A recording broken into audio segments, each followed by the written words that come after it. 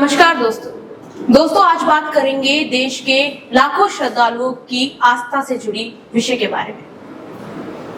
आप देख सकते हैं एक और उत्तर प्रदेश का राम मंदिर है तो दूसरी तरफ राजस्थान का नागौर जिले में स्थित बुटाटी धाम है।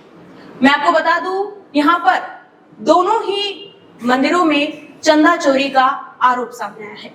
पहले राम मंदिर और अब राजस्थान का बुटाटी धाम मंदिर। राम मंदिर में पहले जांच में पता चला था कि मंदिर के ही कर्मचारियों ने चंदे की चोरी की थी और उस पर यूपी सरकार ने कार्रवाई भी की और एसआईटी का गठन किया, जिसके दौरान करीब 8 लोगों की गिरफ्तारी की गई। सरकार ने इस मामले पर जांच पड़ताल की है। जांच में पता चला कि जो कर्मचारी है वो चंदा इकट्ठा करते समय कुछ जो पैसे थे, जो रकम थी, जो सोने चांदी की रकम थी, वो जेबों में भर लिया करते थे और कैमरे की आड़ में आके वो ये सब करा करते थे, जिसके कारण कैमरे में ये सब रिकॉर्ड नहीं हो पाता था। और इसी के चलते अब सरकार ने ऐसी यूनिफॉर्म लागू कर दी है उत्तर प्रदेश में जिसमें ना कोई जेब होती है, ना ही कोई सामान रखने की जो सामग्री होती है या फिर कोई भी व्यवस्था नहीं है। और दूसरी ओर हम बात करें राजस्थान की, तो दोस्तों मैं आपको बता दूं राजस्थान के बुटाटी धाम में हाल ही में एक मामला सामने आया है जहां पर ये बुटाटी धाम में चोरी के जो कथित मामले हैं वो सामने आए हैं दोस्तों। लेकिन इन सब मामलों में एक बात जो लगातार हमें वीडियोस में देखने को मिल रही है, लगातार सोशल मीडिया पे वायरल हो रही है, ये जो आस्था के केंद्र है उसे लेकर राजस्थान में भी राजनीति दिखाई दे रही है, जहां लोगों की जो आस्था से जुड़ा विषय है उस पर भी जो सरकारें हैं, जो नेताएं हैं, वो बयानबाजियां कर रहे हैं, उस पर टीका टिप्पणियां कर रहे हैं। दोस्तों आपको बता दूं कि जो यूपी में ये जो चंदा चोरी का मामला हुआ था उसे लेकर कांग्रेस के जो कुछ नेता है उन्होंने बहुत सी बयानबाजियां की है और आपसी में ही बीजेपी सरकार पे और आरएसएस पे ये आरोप लगाए हैं कि ये सब उन्हीं की जो चाल है या फिर मानो उन्हीं सब ने ये करवाया है। और इस मामले पर कांग्रेस के बहुत से नेता, गोविंद सिंह डोटासरा हो गए, बाकी नेता भी है जो इस मामले पर बयानबाजियां कर रहे थे और वहीं बीजेपी भी अपना जो पक्ष है वो लगातार रख रही थी।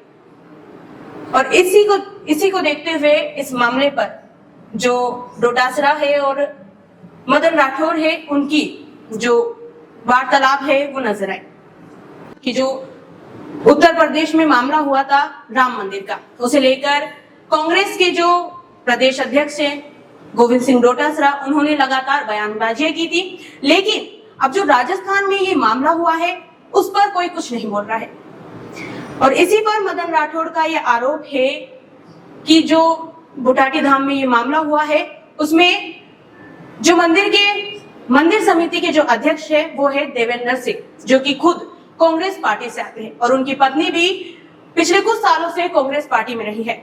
शायद इसलिए अब डोटासरा एक कटघरे में खड़े हो गए हैं, क्योंकि अगर वो कुछ बोलते हैं तो आरोप कांग्रेस पे ही लगेगा। इसलिए शायद जो डोटासरा है वो राजस्थान के बुटाटी धाम पर ज्यादा कुछ बोल नहीं पा रहे हैं।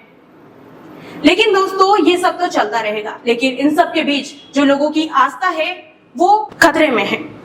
आपको बता दें जो बुटाटी धाम है उसकी मान्यता है कि वहां पर लकवे के मरीज आया करते हैं। अब आप सोचिए कि लकवे से पीड़ित मरीज जिनका पैसा, जो उनका चंदा होता है, वे अपने परिजनों के साथ आते हैं और बहुत से पीड़ित लोग अपनी आस्था के तहत वहां पर जो चंदा है वो दिया करते हैं और उस चंदे को चोरी करना मानो एक बहुत बड़ा पाप है। लेकिन इस मामले पर ना कोई कांग्रेस का नेता बोल रहा है ना कोई कुछ। और दूसरी तरफ हम देखें तो बुटाटी जो धाम है वो नागौर में आता है। नागौर के सांसद है हनुमान बेनीवाल। अक्सर हमने देखा है कि जो नागौर के सांसद है हनुमान बेनीवाल, हालांकि उन्होंने इस मामले पर बोला है लेकिन हर मामले पर वो आंदोलन पर उतर जाते हैं। अभी हाल ही में दूदू जिले में जो बहराना धाम मंदिर को लेकर उन्होंने आंदोलन किया था, लेकिन इस मामले पर वो कुछ भी बोलते हुए नजर नहीं आ रहे हैं। लेकिन इस मामले पर हनुमान बेनीवाल कुछ भी बोलते नजर नहीं आ रहे हैं। अक्सर हर मामलों पर वो आंदोलन पर उतर जाते हैं, लेकिन इस मामले पर वो इतना क्यों नहीं बोल रहे हैं? क्या वो इस बार जनता को, जो लोग हैं जिनकी श्रद्धा के साथ खिलवाड़ हुआ है, क्या उनको वो न्याय नहीं दिलवाएंगे?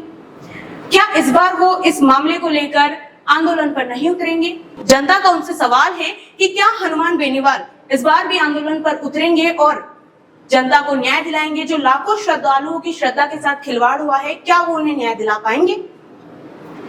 ये एक बड़ा सवाल है दोस्तों। जनता का अब हनुमान बेनीवाल से भी ये सवाल है कि क्या वो लाखों श्रद्धालुओं की श्रद्धा से हुए खिलवाड़ को न्याय दिला पाएंगे?